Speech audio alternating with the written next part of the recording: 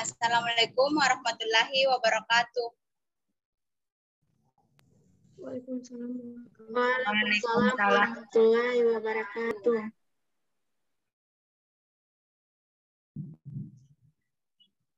Bismillahirrahmanirrahim. Yang terhormat Ibu Indriani SPI dan juga teman-teman kelompok saya. Baik, kami dari kelompok 4 akan mempresentasikan hasil tugas kami untuk mata kuliah pakan ikan yang berjudul Kultur Spirulina. Dan anggota kelompok kami yang pertama, saya sendiri yaitu Megawati dengan NIM 1927042003 yang dimana di sini saya sebagai moderator. Selanjutnya untuk pemateri pertama yaitu Siti Hajar dengan NIM 1927041030. Selanjutnya untuk pemateri kedua yaitu Hairwan Nisa dengan NIM 1927042015. Dan pemateri terakhir yaitu Jeli Novitasari dengan NIM 1927041026. Baik, spirulina dan morfologi yang dimana akan disampaikan oleh rekan kami Siti Hajar. Siti Hajar, kami persilahkan. Baiklah, di sini saya akan menjelaskan tentang spirulina dan morfologi. Yang pertama, spirulina. Di antara organisme fototropik, beberapa spesies alga telah diteliti kapasitasnya sebagai bahan makanan manusia atau pakan ternak. Jenis-jenis tersebut antara lain Chlorella, Skedesmus, Spirulina, Coelastrum, Dunaliella, Oocystis, Oscillatoria, Chlamydomonas, Eucla, dan Anchitrodesmus.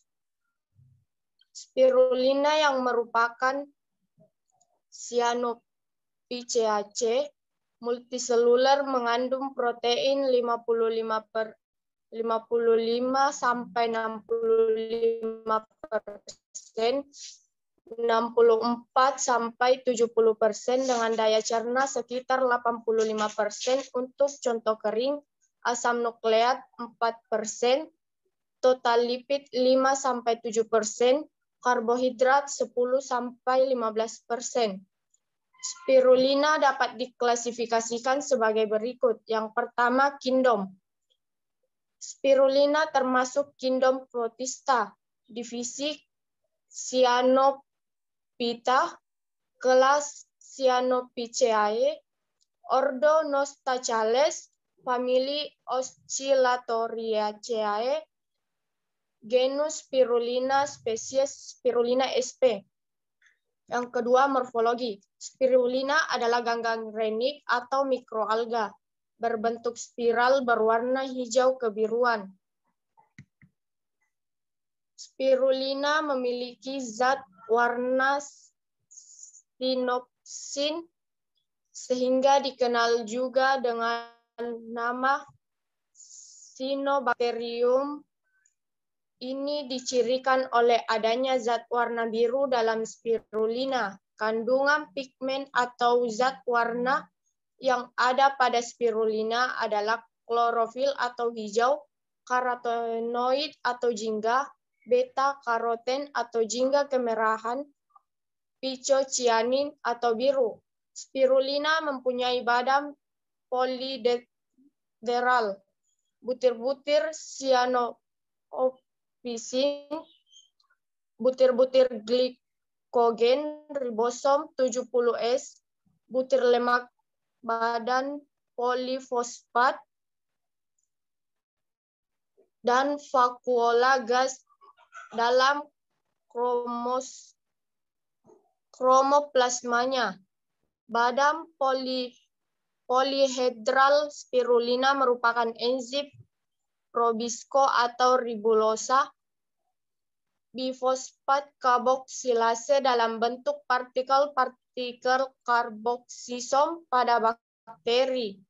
Butir-butir sinopsin terdiri dari polipeptida berupa aspartat dan arginin, serta butir-butir pati.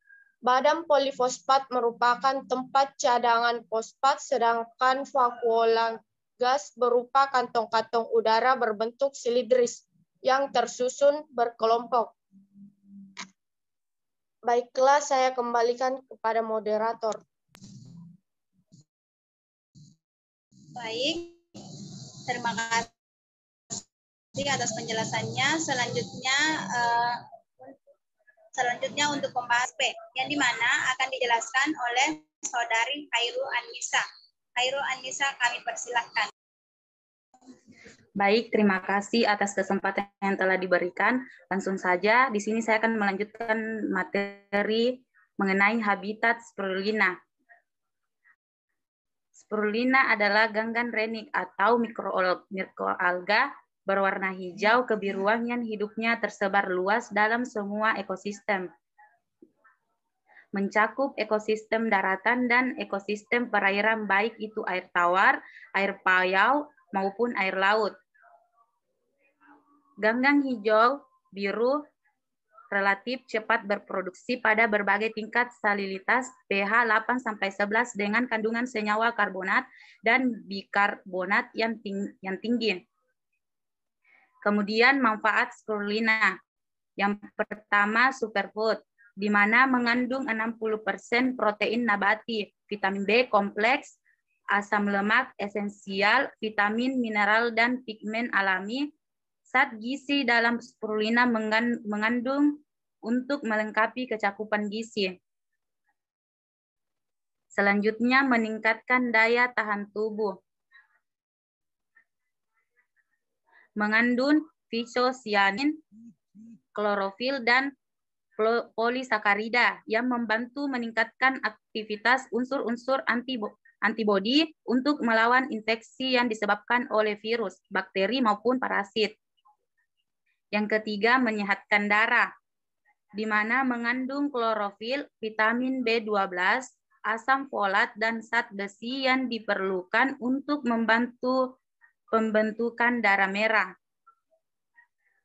Yang keempat, antioksida alami dan anti kanker, di mana mengandung antioksida yang seperti selenium, vitamin E, enzim COD yang dapat memperkecil resiko kerusakan yang diakibatkan oleh radikal bebas.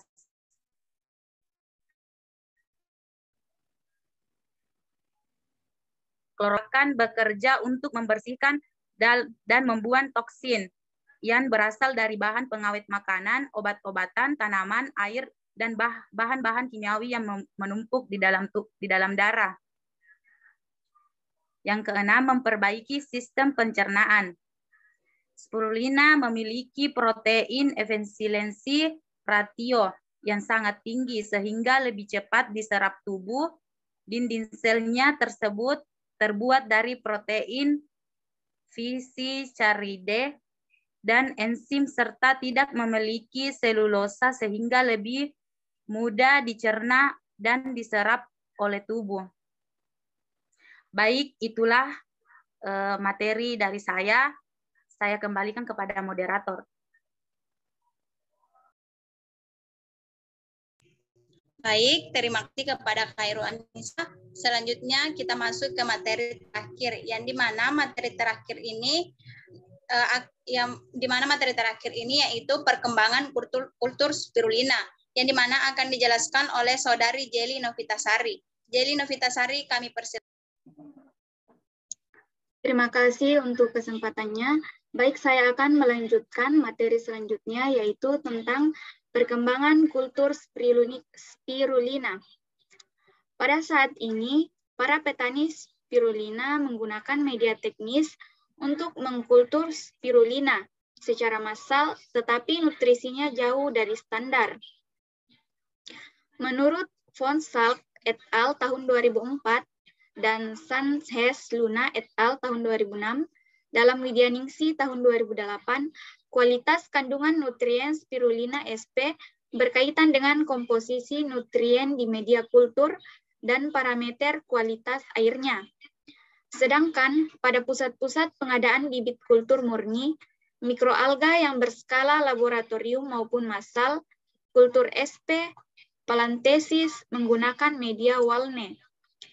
Perbedaan kualitas air dan media kultur ini diduga mengakibatkan perbedaan kandungan nutrisi pada spirulina yang dihasilkannya.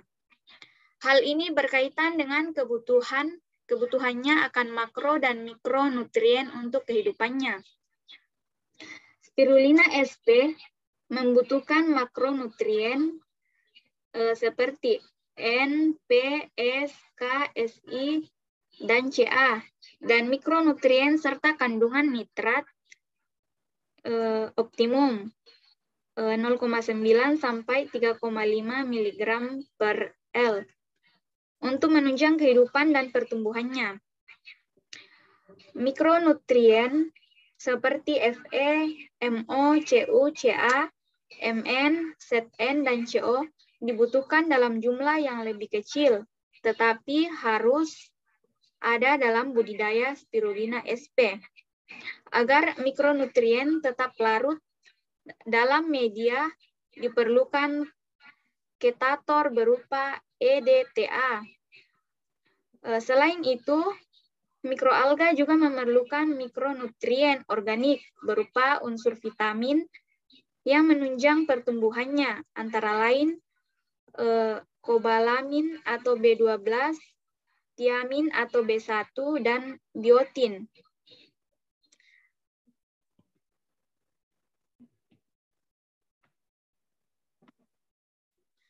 Dengan suplemen nutrisi tertentu, ganggang ini tumbuh lebih baik dalam limbah lateks pekat dan mampu menghasilkan GLA dalam biomassa sel dengan konsentrasi sekitar setengah dari konsentrasi bahan yang sama jika menggunakan media sintetik. Konsentrasi metabolit ini masih mungkin ditingkatkan dengan mengoptimumkan komposisi media pertumbuhannya. Usaha produksi dan industrialisasi bahan aktif ini kan lebih menguntungkan jika disertai dengan optimasi produksi, isolasi, dan pemanfaatan bahan aktif lainnya, antara lain SOD. Kajian tentang produksi SOD dari spirulina lokal dengan menggunakan media serum lateks belum banyak dilaporkan. Sekian materi yang dapat saya sampaikan. Selanjutnya saya kembalikan ke moderator. Baik, terima kasih untuk pembahasan dari Jeli Novitasari. Selanjutnya kita masuk ke tahap terakhir, yaitu penutupan. Yang di mana inilah yang bisa dijelaskan oleh kelompok kami mengenai materi dari kultur spirulina, baik itu morfologi spirulina, habitat dan manfaat spirulina, dan yang terakhir yaitu perkembangan kultur spirulina, yang dimana dapat disimpulkan bahwa spirulina itu sendiri merupakan mikroalga yang memiliki kandungan protein, karbohidrat, lipid, serta asam nukleat yang tinggi serta cukup tinggi. Spirulina sangat mudah untuk dikembangkan atau dikulturkan. Tinggi rendahnya kandungan nutrisi pada spirulina bergantung pada mikro dan mikronutrien pada habitatnya dan parameter air. Berdasarkan dari hasil penelitian yang telah banyak dipublikasikan, spirulina memiliki banyak manfaat yang dapat berfungsi sebagai suplemen serta sebagai obat-obatan untuk penyakit ringan hingga kanker sekalipun. Baik, itulah yang bisa dijelaskan oleh kelompok kami. Saya Megawati mewakili kelompok 4. Terima kasih. Sekian untuk presentasi kami. Wassalamualaikum warahmatullahi wabarakatuh. Waalaikumsalam warahmatullahi wabarakatuh.